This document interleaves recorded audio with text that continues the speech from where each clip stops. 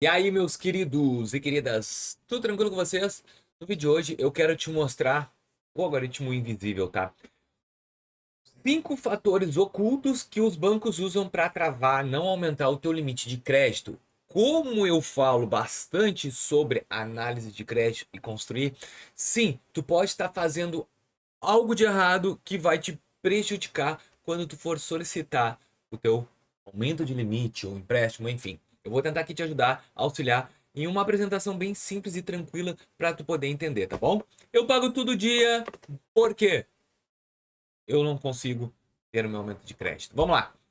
O mito do score de Serasa, eu adoro falar sobre isso porque todo mundo acha que ter o score de R$ 900, opa, 900, 950, é um fator para o banco te dar crédito. Mas vamos lá. O mínimo exigido pagar em dia não é mérito para o algoritmo em 2026. É a obrigação básica para não ser expulso do sistema. Cara, não adianta tu não pagar em dia e querer crédito. Isso aí já não é o mínimo que tu pode ter. Então não interessa isso no Serasa. Retrovisor, o Serasa apenas mostra que você não falhou no passado, mas os bancos calculam o risco do seu futuro. A gente está acostumado com o Serasa, mas o meu Serasa saiu de 600 para 800, 850. Eu já demonstrei inúmeras vezes que banco não dá bola para Serasa. Por quê? Porque ele tem um score interno, que significa o rating bancário.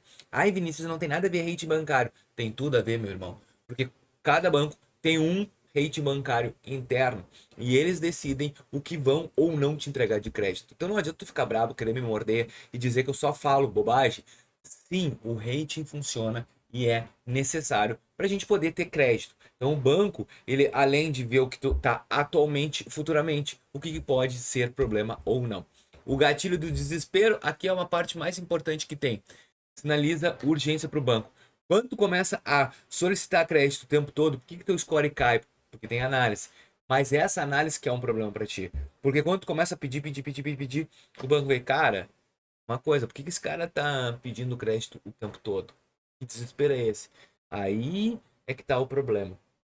A gente está acostumado a pedir crédito, mas o algoritmo quer ao contrário. Ele quer te entregar crédito, ele quer te dominar. Então, assim, ó, uma das coisas que a maioria faz é ficar pedindo crédito. Então, isso foi uma das burradas que eu fiz muito tempo na Nubank, tá? Principalmente nos bancos digitais, porque os bancos não gostam disso. Eles gostam de eles entregar, eles têm o poder.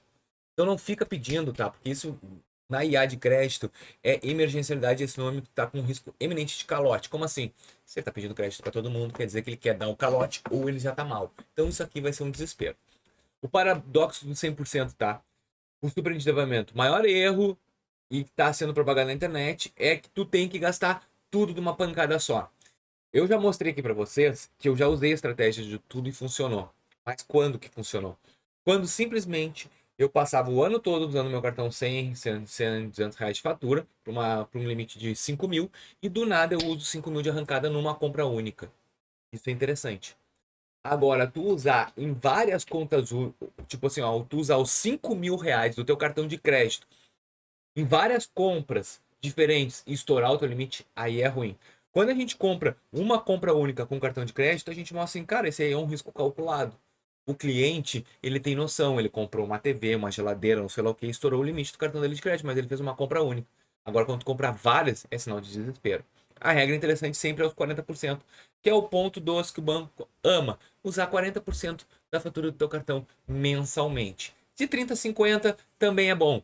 E nunca usa o teu limite todo em vários ambientes, estabelecimentos, compras em um único mês. O rastreio e o comportamental Pix. Isso aqui pouca gente fala e é fundamental. Para onde é que você está fazendo Pix? Hoje, as análises de crédito já sabem do problema que a gente tem hoje de bet, tigrinho.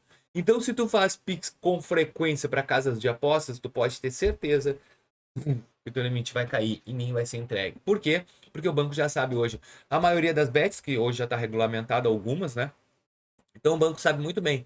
E ele não quer simplesmente que tu queime dinheiro. Isso é fato. E nas bets é o que vai acabar acontecendo. A queima de dinheiro, porque tu aposta nesses lugares onde o risco é elevado. Ativos também, tu faz Pix para criptomoedas. Ah, mas eles me impulsionam a comprar criptomoedas. Então compra no aplicativo do banco, não compra em aplicativos estrangeiros. Eles têm medo também de golpes digitais e isso tá tendo de monitoramento. Então o teu rastreio do Pix para onde tu está fazendo vai ter. O teu extrato bancário é uma verdadeira métrica, tá, de avaliação. O banco ele não apostará o teu próprio dinheiro com um perfil que está descontrolado em aposta, que não para de colocar dinheiro em criptomoeda, que está perdendo ou que está fazendo Pix para outras rastreabilidades que eles já sabem, tá? Gente, o mecanismo do MED tá aí. Então ele sabe muito bem quem é golpe e quem não é, então fica ligado para onde tu manda o teu Pix, que isso aqui também é um fator comportamento. Ixi, faltou de comportamento. Open Finance, a faca dos dois gumes. Eu bato aqui no canal, tem que fazer Open Finance. Só que o problema é que o cliente é fantasma, ele não faz Open Finance, ele não mostra para o banco aonde ele tem dinheiro em conta. Ele é um verdadeiro fantasma financeiro, o banco não te conhece. E aí, uma faca de dois gumes. Tu vai lá, faz Open Finance para banco onde tu não tem movimentação, nada. Só, mas eu vou fazer isso, vai ser bom? Não, não vai ser nada, tu vai continuar um fantasma para ele. Ou tu te expõe num banco que tu estourou o limite do cartão de crédito, onde tu não tem investimento, onde a tua renda já vem reduzida. Então tu tem que fazer Open Finance estratégico, que eu falo aqui. Não existe Open Finance para qualquer lugar, é estratégico. Tem que saber onde é que tu vai colocar a tua moeda. Não adianta tu jogar moeda para tudo que é lugar. Não, o banco não quer saber disso. O banco, ele quer saber aonde vem a tua renda, aonde é o teu cartão que tu mais usa, aonde é que tu investe dinheiro. Isso é o Open Finance decente. Não faz Open Finance a moda louco, a moda win. Ah, vou fazer para 30 contos. Eu falo aqui no canal direto. Eu sempre faço Open Finance estratégicos, tanto na conta da minha esposa como na minha. E o retorno vem porque vocês estão aí acostumados a ver o conteúdo do meu canal. Então, um ecossistema de crédito, tá? O cartão de crédito oferece alto risco de margem baixa. Então, clientes que fazem seguro, teoricamente, é interessante para o banco. Esse ponto eu botei porque tem muita gente aqui no canal que fala sobre o seguro do cartão, tá? Então, eu não gosto de seguro de cartão, mas é importante. Por quê? Porque é um dinheiro que eu jogo fora. Eu não gosto de avisar vocês aqui de dinheiros que eu jogo fora, tá? Eu não sou muito do... eu sou mais da capitalização porque é um dinheiro que volta. Isso aí também é um bom.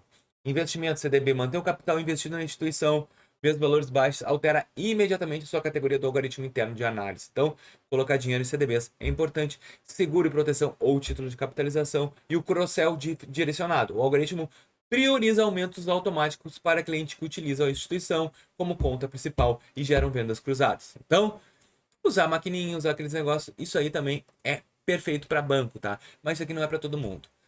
O plano para 90 dias, que é o hack do algoritmo. Não pede nada em 90 dias de crédito. Nada. Não pede nada de crédito. Só deixa fluir, tá? E remove o urgência financeira do teu perfil.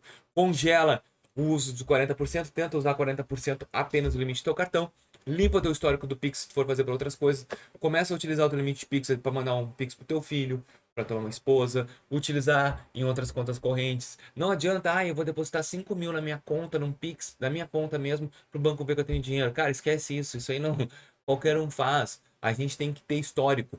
O banco quer saber o histórico de rendimento de renda que tu tem. Não que se tu coloca 5 mil no teu Pix, é mais fácil fazer o Open Finance onde tu recebe 5 mil.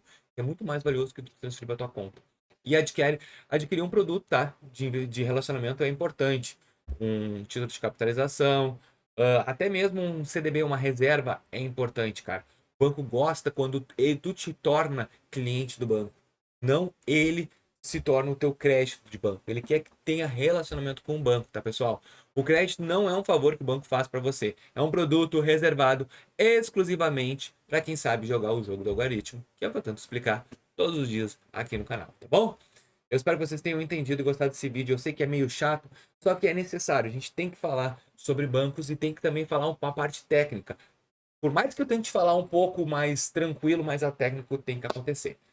Tu gostou e chegou até aqui, tu gostou, então deixa o teu like, se inscreve no nosso canal e até o próximo vídeo. Valeu!